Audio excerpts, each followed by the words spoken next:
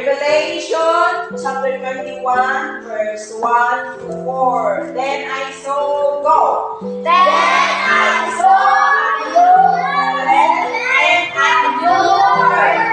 For the first heaven and the first earth had passed away, and there was no longer any sea.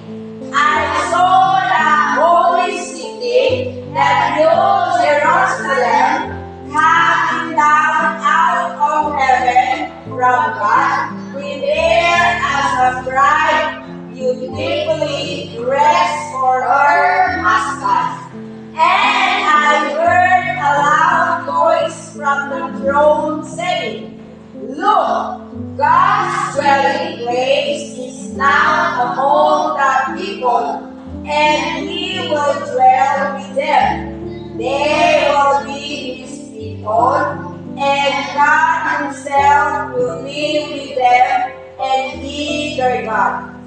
He will wipe every tear from their eyes. There will be no more death, or mourning, or crying, or pain. For the old order of things has passed away. Revelation chapter 21, verse 1 to 4. Amen, amen, to God be the glory.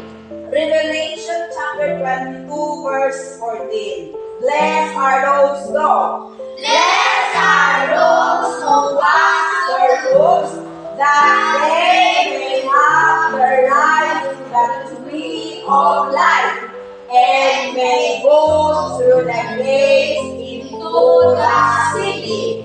Amen, amen, to God be the glory. Oh, shelter of grace, guide me through each day.